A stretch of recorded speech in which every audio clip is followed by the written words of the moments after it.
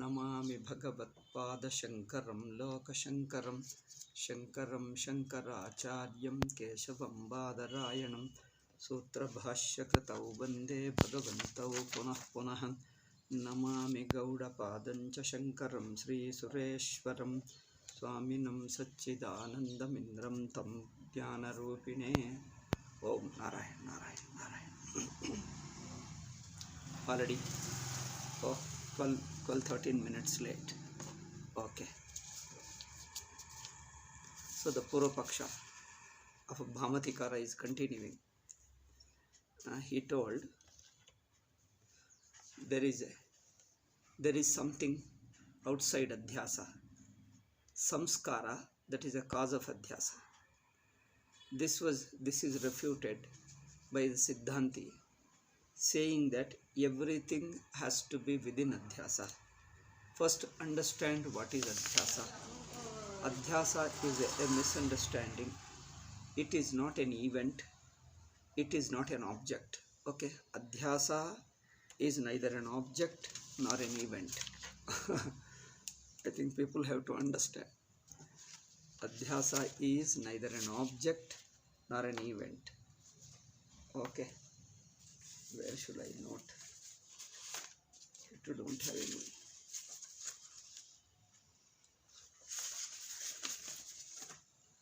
Let me take.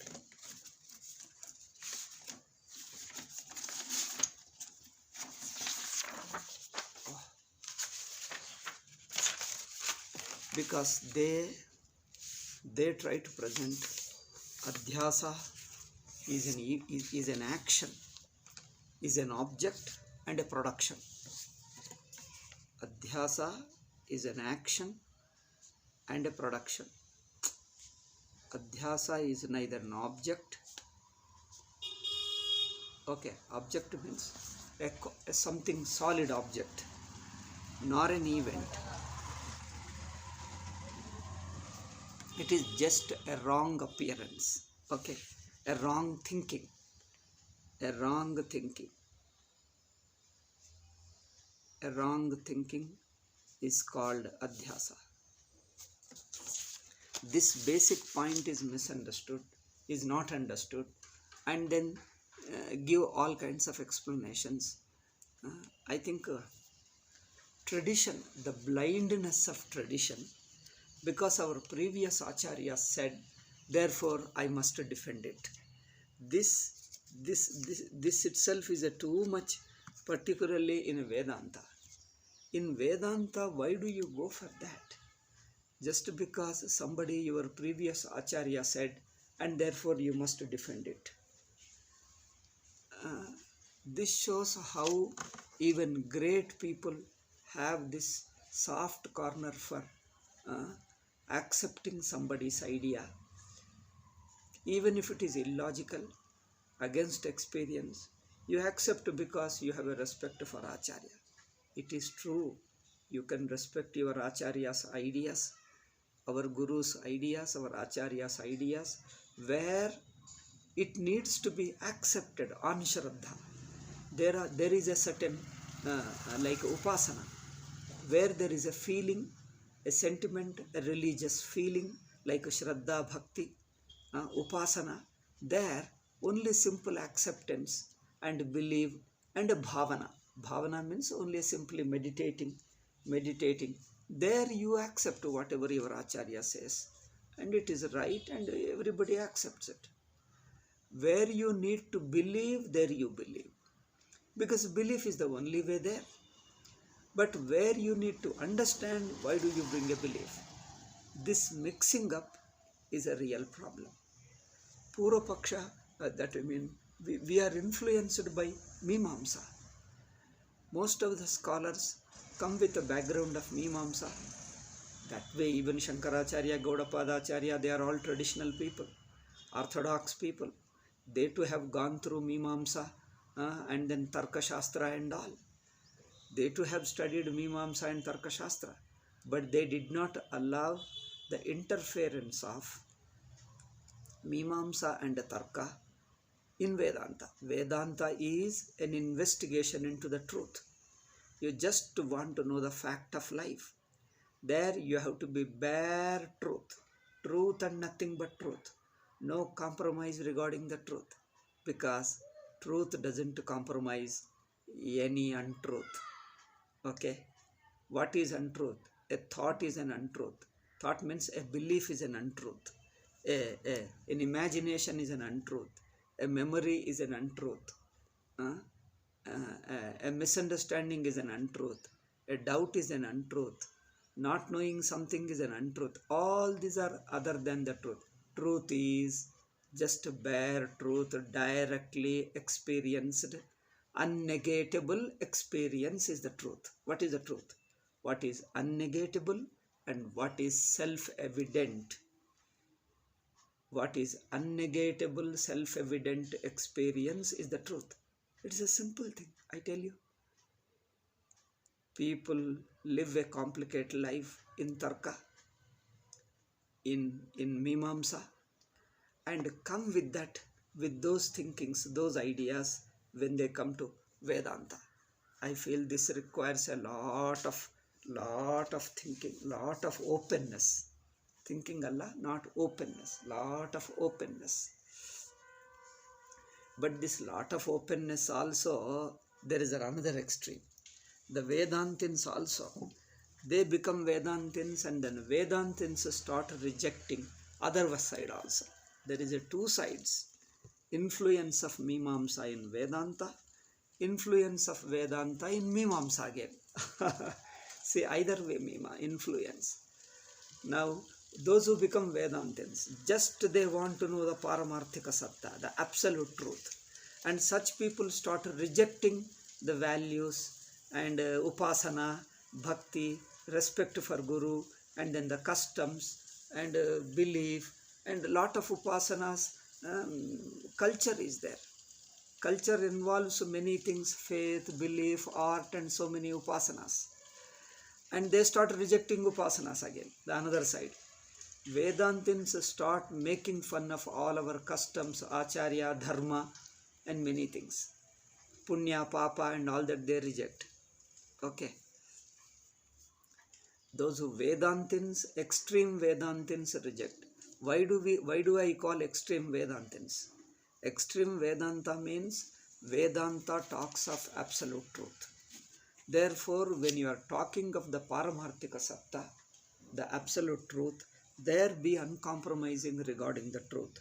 But that doesn't mean that again regarding the Varna Vyavastha and Veda and Dharma Shastra there, again they start rejecting Dharma, Varna and everything. Okay. When you talk of truth, talk of the truth. But that the truth, in the name of the truth, they start rejecting the values, social relationship, responsibilities, dharma. They start making fun of karma, upasana, bhakti and all that. See, another extreme. See, Vedanta talks of absolute truth, final truth, highest truth, bare truth, uncompromising. But that doesn't mean Vedantins should degrade or disrespect or accept any meaningless things here. Okay. This is also another problem.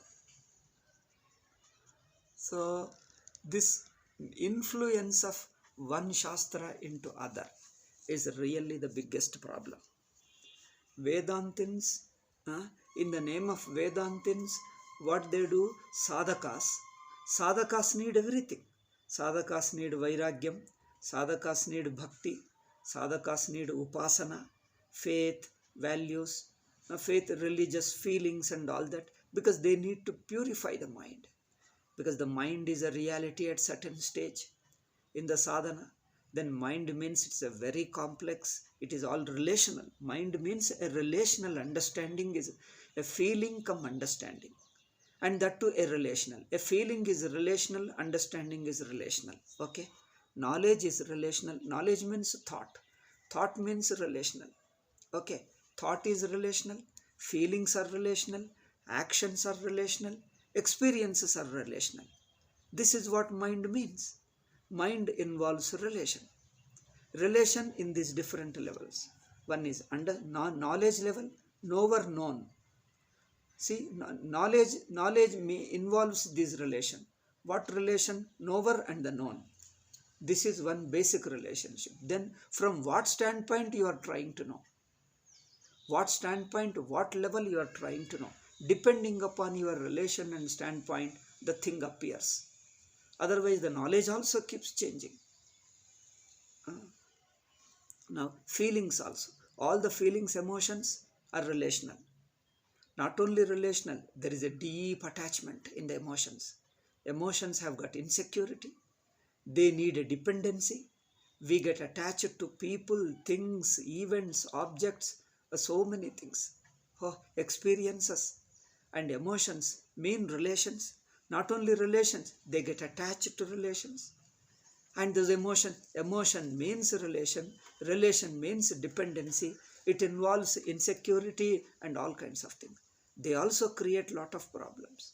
If we don't learn to grow out of these relationships, the emotions make your mind impure.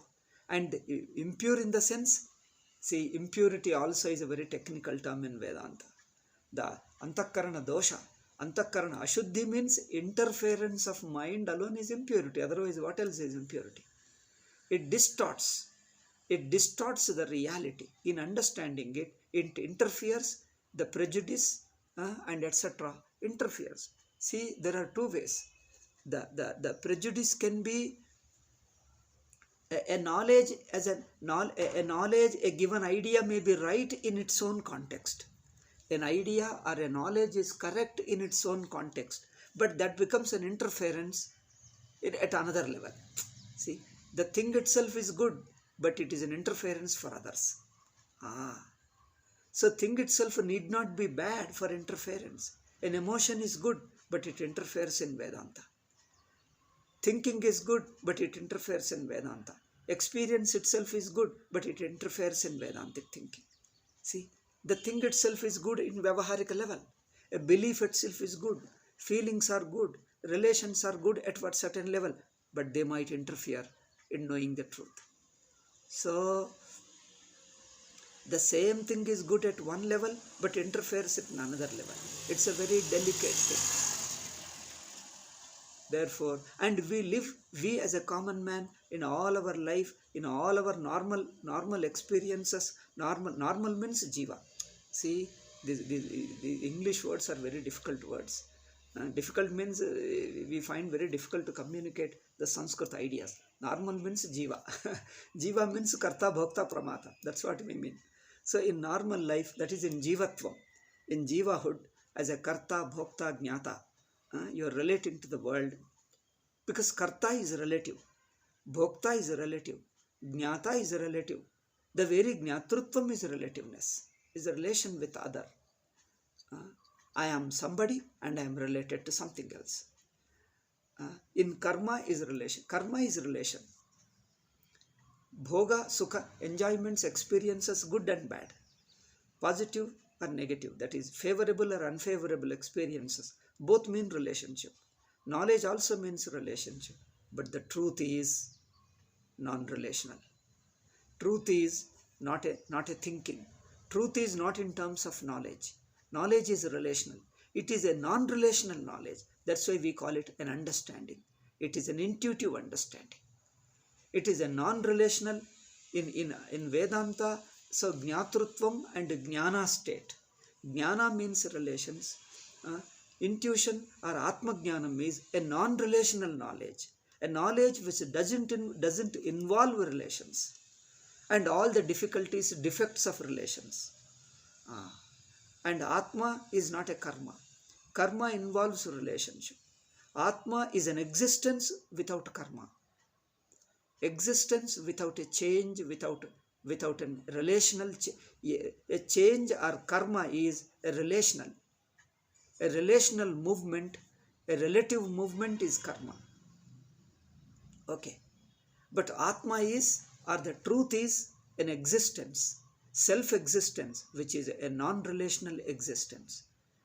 It is an existence without a given standpoint. It is an absolute existence. Absolute means what? It is no standpoint. All others are standpoints. Existence is absolute. Absolute in the sense there is no relations. There is no standpoint.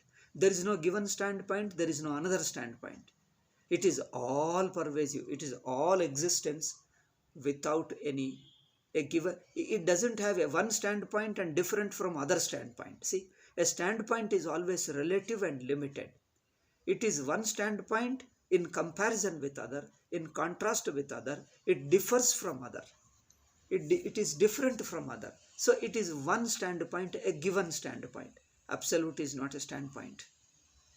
Absolute is not a standpoint. It has neither a similar standpoint nor a contrasting standpoint. It is not a standpoint. It is all the time same. It is all the while same. It is just the same, uniform. It doesn't have different standpoints. Okay, so a karma is a relation, a relational movement. In fact, relativeness, relating is a karma. Relating itself is karma. And jiva is relativeness. Without relating, you won't exist as jiva. You are a jiva, you are an individual only when you are in relatedness with other. And the Atma itself, Atma means the truth itself, is non-relational. Therefore, it is not a moving thing. It is not a changing. It is not a relational. It is self-existing, naturally existing on its own. Therefore, no jnana type of relation, no karma type of relation, no bhoga type of relation. It is a pure, it is an independent. Means it is free from all experiences or relations and dependencies. Okay. Security means dependence. Pleasure means dependence. Joy means dependence.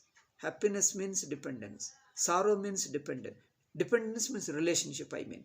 Happiness is a relationship, a relative experience, an experience which arises in relationship with something.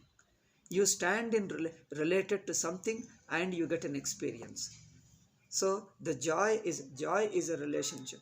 Pleasure is a relativeness. It arises in relationship with something. Okay. Sorrow is also in relationship. But the ananda which we call it, it's an absolute. The very absoluteness is ananda. Paripurnam is ananda. Fullness is ananda. It's not dependent on other.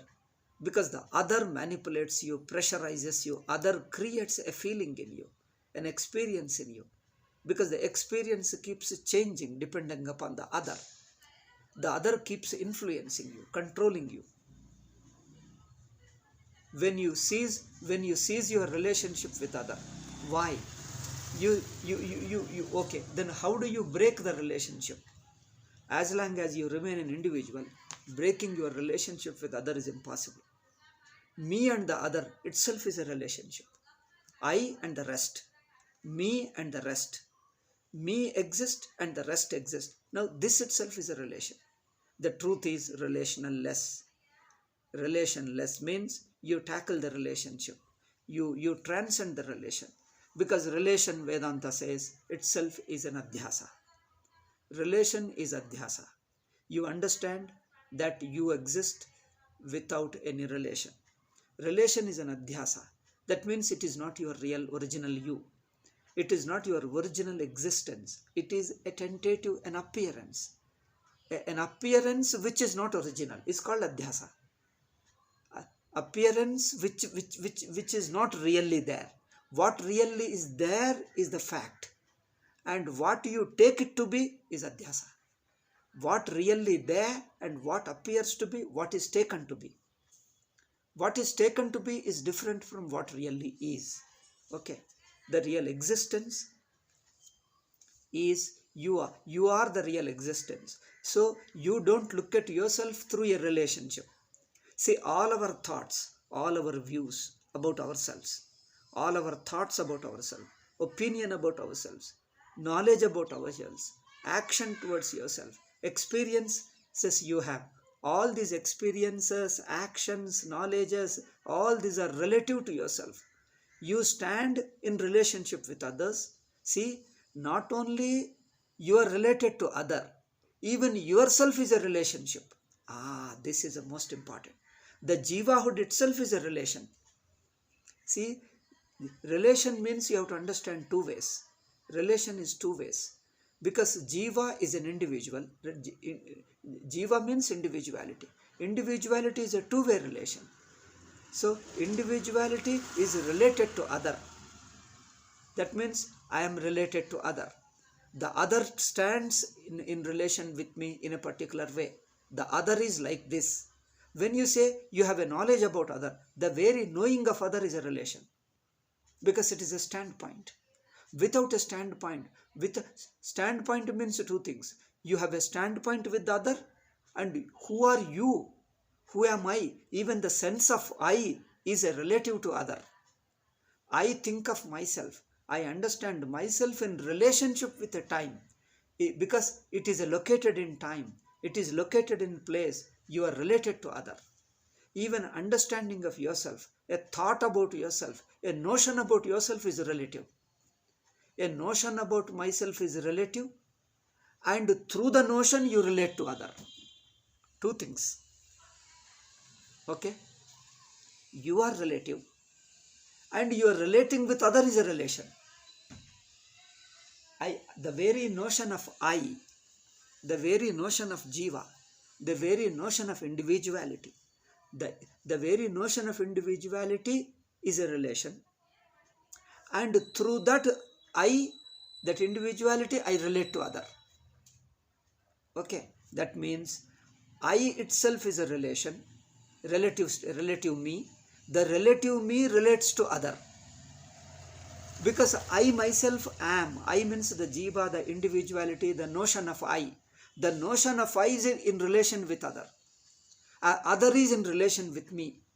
This is called technically in Vedantic language Anyonya Adhyasa. Atmanatmanor Anyonya Adhyasa. So without using these technical words of Atma, Anatma, Anyonya, mutual, Adhyasa, all these words, I just told in a simple bare common man's language. Okay, you as an individual, that means a notion. I as an individual, the notion itself is a relation, and through that notion you relate to other. The other is a relation. Other is for whom? For me. Otherwise, is this pen other? Yes, other. Other for whom? For me. Is this pen, see, is this pen other for the pen itself? See, you are another person to me. Are you other person to yourself? No. You are another person to me. I am another person to you. You are, I am not other person to myself. I am another to you. See, so therefore, other always involves one. But this one itself is a relation with other. Oh, you understand? This one individual one. Who is the one? One is an individual one, not the absolute one. See, one means myself. Myself is a relative myself or absolute myself. There are two again. My individual myself, a aham notion, the notion of I is a relative with other. This is what is Adhyasa. Atma anatmano ritareta adhya. Atma is related to anatma, anatma is related to atma. That means the I individual is related to other, the other is related to individual. That means the very notion of I involves relation with other. The very notion of other involves relation with me. Looked from the standpoint of me. The very notion of me is looked from the standpoint of me. And the very notion of me, the notion of I, arises in the wake of relation with other. In the wake of relation with other, the very notion of I arises. Okay, so the very notion of I and the notion of other, they are mutually related ideas. The subject is related to object, object is related to subject. The very notion of subject is related to object. The very notion of object is related to subject. So this is what we call in technically Atma anatmano ritaretara adhyasa. Okay, Atma anatma, mutually imposed, mutual adhyasa. Adhyasa is a thought, a notion, a relational notion. Even individual, I, the very notion of I is a relational I, because without relation you can't have a notion of yourself. This is an interesting point. The aham, the notion of I, the notion of individuality cannot exist without being related to other. If the other relation is not there, you cease to be an individual, you become an absolute. Okay. Therefore, everything is a notion, everything is an idea. That's what we call Adhyasa. Adhyasa is a thought. Adhyasa is a relational idea, a notion of relationship. The notion itself involves various relations, but any relationship, the very notion is a relation. Okay? The notion of I relates to other, but the very notion of I itself is a relationship. This is what Vedanta means. The very notion of I itself is a relationship.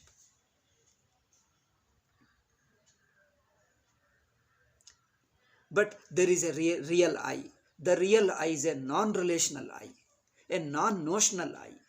The real I means the existence, the pure existence. The Atma is not a notion. Atma is not you can't have a notion about Atma. You can't have an idea about Atma. You can't have a thought about Atma. Atma means oneself. You exist without having a thought about you. If you have a thought about you, the thought is always a relational. It is not a original you. The original you cannot be thought of, because I can't entertain a thought about myself. If I entertain, then that is a false I. That is a wrong I. That's what we mean Adhyasa. If you have a notion about yourself, if you have a thought about yourself, that is not your original I. That's not a real I. The real I itself stands. The real I is I, a non-notional I. It is not available for any notion. It's not available for any notion. The notion which you have about yourself is not a reality about yourself. The notion that you have about yourself is a wrong thinking, because the very notion itself is an imposition about you. A conception about you is an imposition upon you. Is a wrong thought. Wrong thought means is a standpoint. But yourself is not a standpoint. You can't have a standpoint about yourself, because you are you. You can't take a stand about you. Because the standing itself is, taking a stand itself is outside you. Is an imposer. Outside you means is an imposition upon you. You as you is absolute. No second, no standpoint. It is the absolute. No notion about yourself. You can't have a notion about yourself. If you have a notion, that is individuality. Therefore, individuality is a notion about your real you, which is non-notional. Okay? An individuality is a notion about myself, a notion about the real self, which is beyond the notion, about which you can't have a notion. You can't have an idea, you can't have a thought about it, but it is self-existing. It is the basis of all notions, all ideas, all relational ideas. All ideas are relations. All ideas are standpoints. All ideas are relations. All ideas, whether about the world, about yourself. The world and you is only a notion. The whole world is a notion.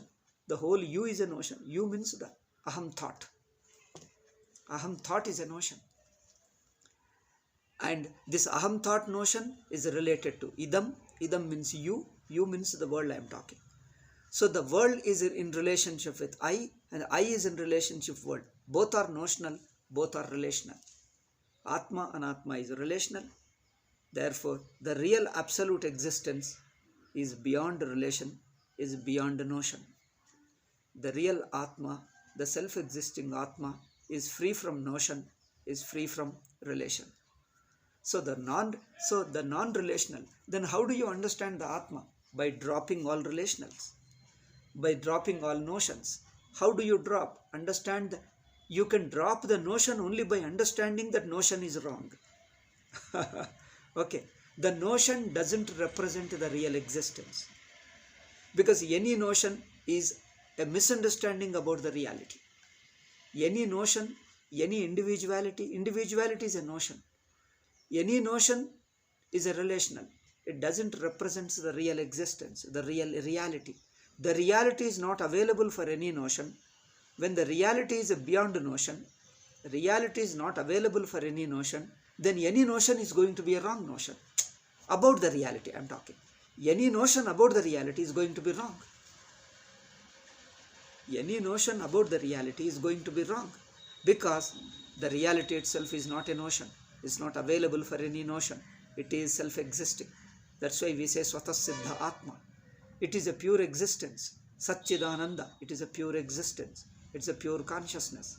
Why do we call pure consciousness? Because it is not a knowledge. It is consciousness, but not a knowledge. Knowledge is relational. Knowledge is a relational.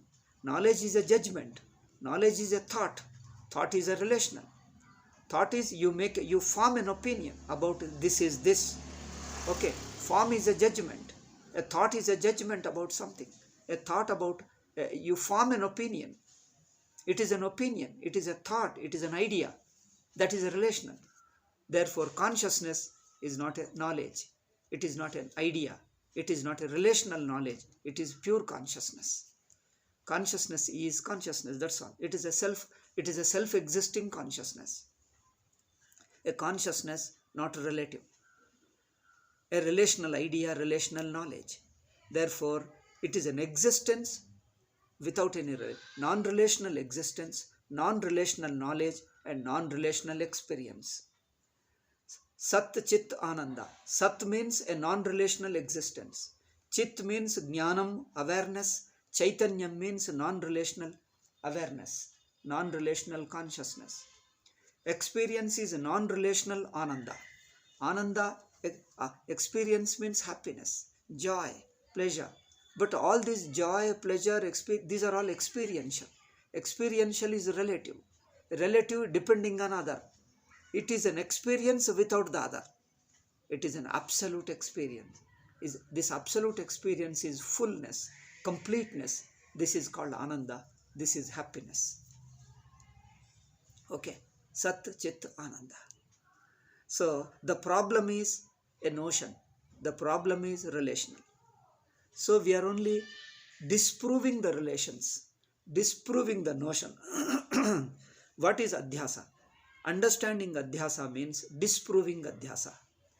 Understanding Adhyasa, understanding Jivatvam, understanding Jagat, understanding Samsara as Adhyasa means the very understanding of Adhyasa means disproving the Adhyasa. Disproving means what? Adhyasa is not true to the fact. Adhyasa is a notion, is a relational notion. The samsara is a relational notion and continue in the relativeness. It is a relational notion and you continue in the notion, you continue in the relation. Okay. The relational status is jivahood. The relational status is samsara. The relation keeps changing, keeps modifying. The very relation is unpleasant relation, unacceptable relation because it is a false. False means what? It is not true to the reality. Reality is non-relational and any relation is going to be wrong because it is not true to the existence, true to the reality.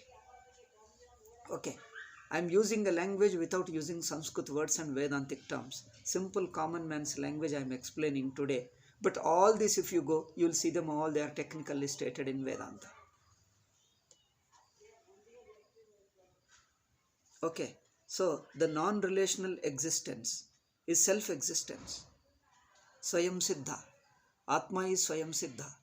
So, any notion about it, any thought about it, is Adhyasa. Adhyasa means a wrong notion. Then how do you understand it is a wrong notion? Keep the background of self-existent Atma. Why keep? It is always there. The self-existent Atma is always a background. It is always the basis. Therefore, look at the thought. Look at the notion of me and notion of the world. The entire world. Keep the entire avastha. The entire world which includes me notion. The entire notion. Verify the entire notion. Check the entire notion against the background of self-existent Atma. Against the background of self-existent Atma, the self-existent reality. Against the background of self-existent reality, verify. Check the whole notion. The world is notion. Objects are notion, subject is notion, individuality is a notion, the relations are notion.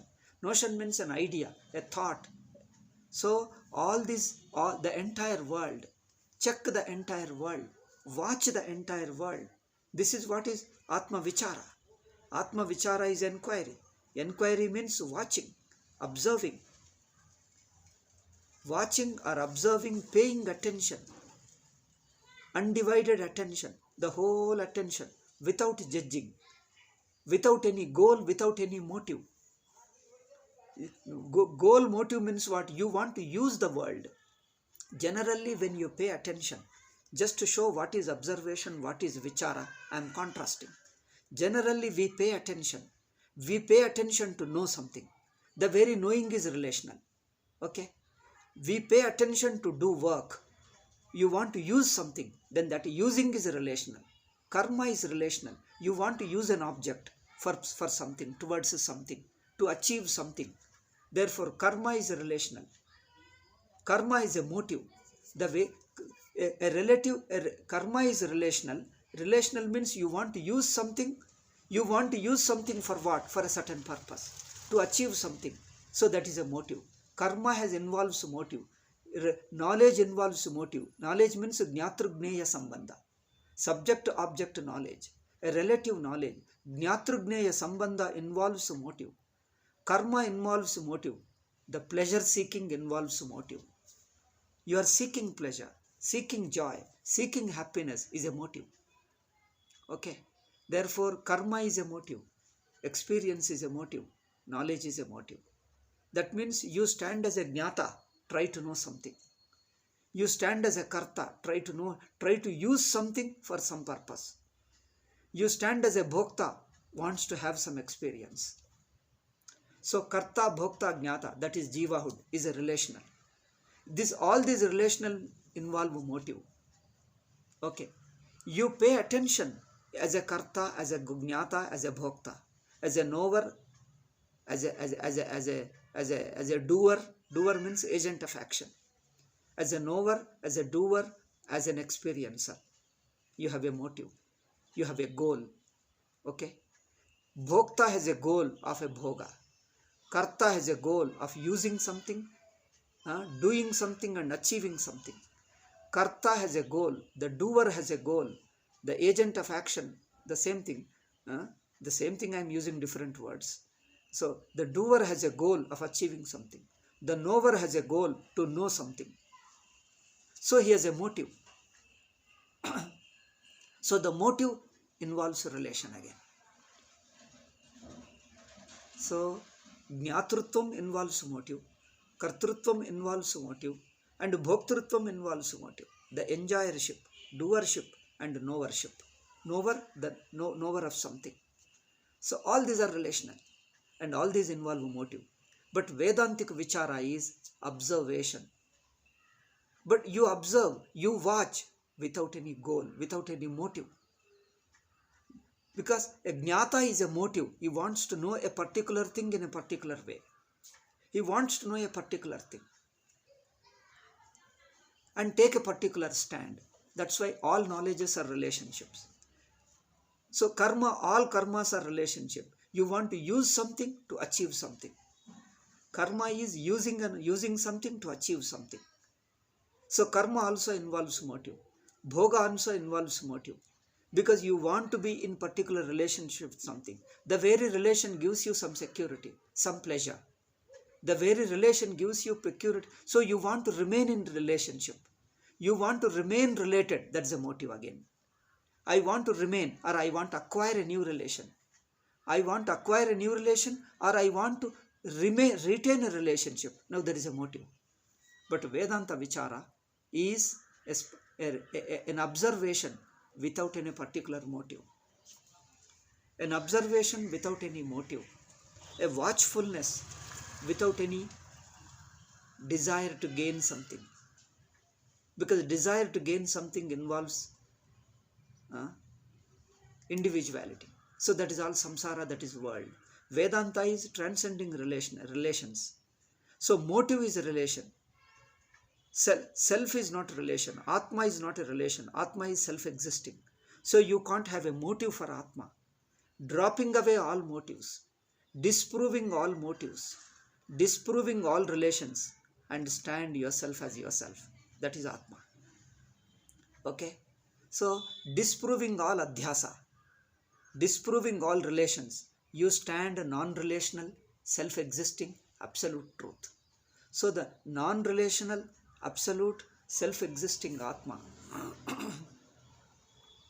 is always there because it is eternal. It is self-existing. Self-existing because it is self-existing. Self-existing when is there? You can't say when. Where is there? There is no place. If you say place, again it becomes relative. So there is no particular time. There is no particular place for the reality to exist. Reality exists because it is real.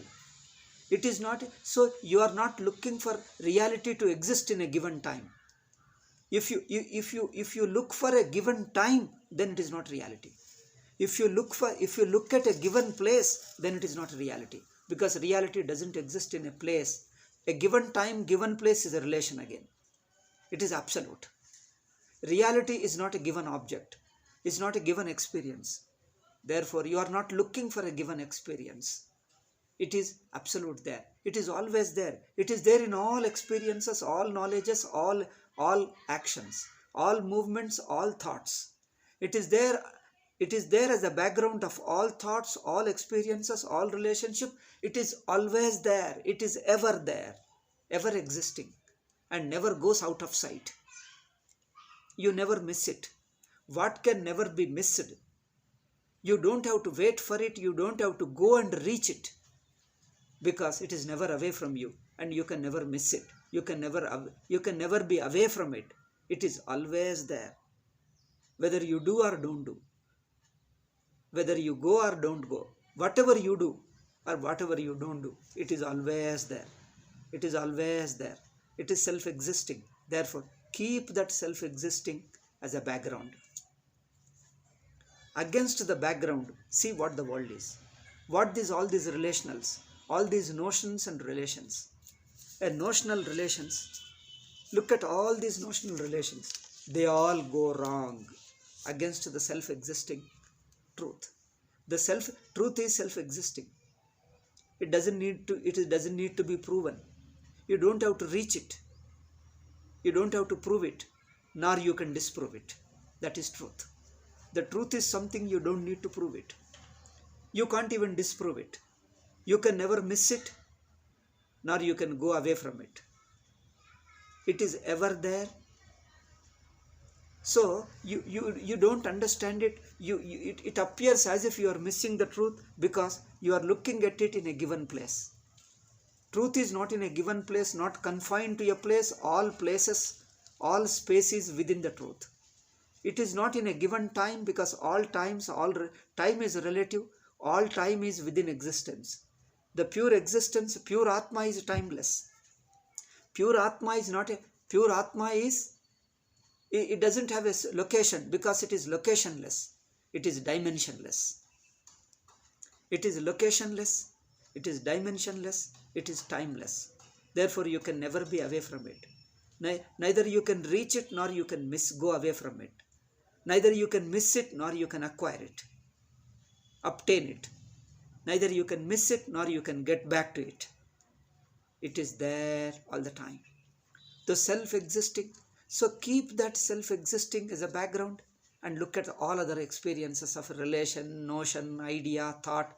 All these are false thoughts against the reality. False means what? None of them represent. No notion represents the reality, because reality can't be thought of. Reality is free from notion. It cannot be thought of. You can't have a notion about reality. That means any notion is a wrong notion. This is what means Adhyasa. Any notion is Adhyasa. That's why everything is Adhyasa upon Brahman. Now we talk a technical language. Everything is Adhyasa. All Adhyasa is no Adhyasa. Adhyasa is a thought. Mithya pratyaya. Every pratyaya is a false wrong. Every knowledge, every thought is a wrong knowledge. because it doesn't represent Atma.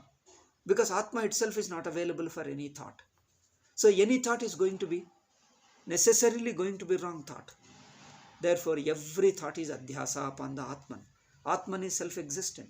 Against the self-existing Atma, against the self-existing reality, every other thought is a wrong notion. Therefore, everything is Adhyasa. See how Shankara says in one word, entire thing is Adhyasa. Disproving Adhyasa, for that you have to watch. Watch without any particular motive. Watch not in a particular place, particular time and particular experience. Watch, just bare watch, without any location, without any time, without any particular object. Include all the notions, all the experiences, all the thoughts, all the things, and just watch. You see that all thoughts, all notions don't represent the reality. Reality is free from notion. No notion represents the reality. Reality is beyond notion, and no notion, all the notions that we have, none of them represent the reality. That means all notions are Adhyasa.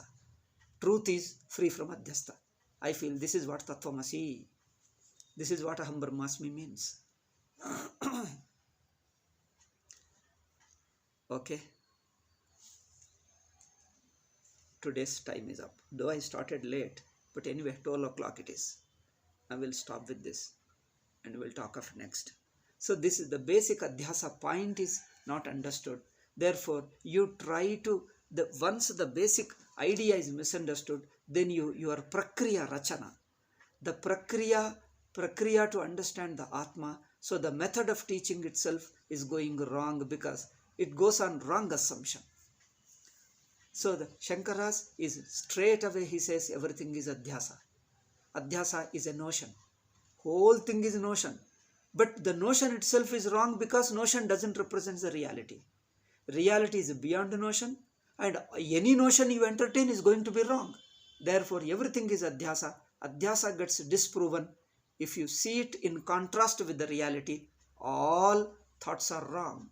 The whole entire world, the entire individuality and the world, the entire thought is a wrong thought against the background of reality. So that is Mithya. This is what is a Mithya Pratyaya. This is what is Adhyasa. Adhyasa means you imagine something, more you imagine, more you go wrong. It is directly according to Anubhava. Pay attention to your Anubhava. In your Anubhava, there is no notion. It is self-existing Atma. It is there always time. Okay. Anyway, it's endless. We shall deal with it continue in the next class. Okay. Om Shanti Shanti Shanti. Hari Om Shri Guru Bhyo Namaha. Hari Om Tat Sat. Om.